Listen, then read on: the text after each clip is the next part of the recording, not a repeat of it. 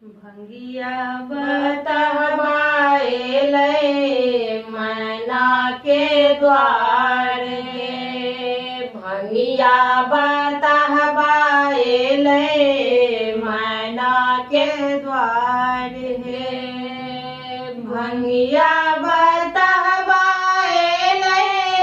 मैना के द्वार हे।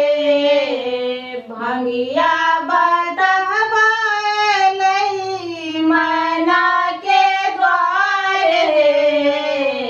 बसहा पर चढ़ल बुढ़वा दुल्हा सवारे। बसहा पर चढ़ल बुढ़वा दुल्हा सवारे। भंगिया बतहबाएल मैना के द्वार हे। एक बुढ़वा भेष पाकल पाकल दाढ़ी।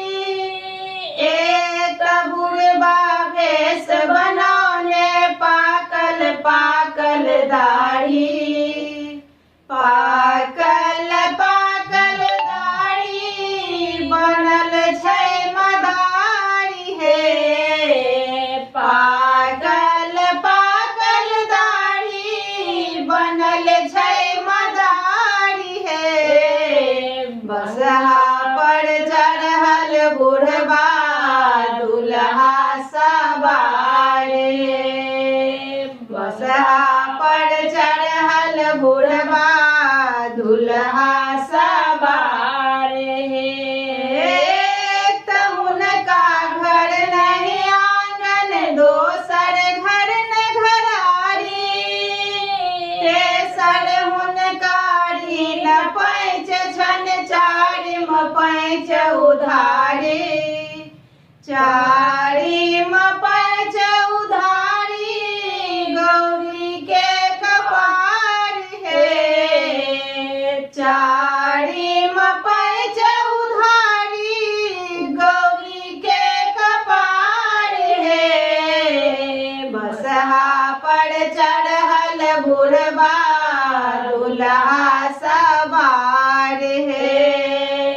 बसहा पर चढ़ल बुढ़वा दुल्हा सवार हे।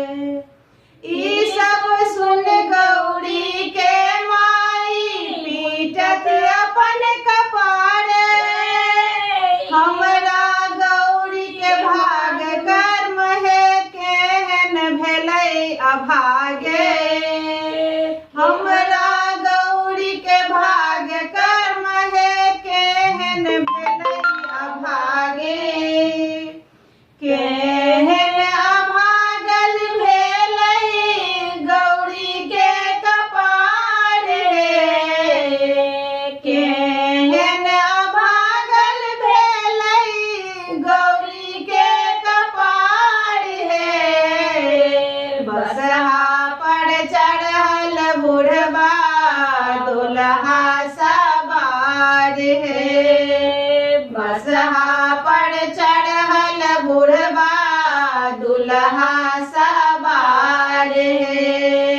भंगिया बतहबाएल मैना के द्वार हे। भंगिया बतहबाएल मैना के द्वार हे। भंगिया बतहबाएल मैना के द्वार हे।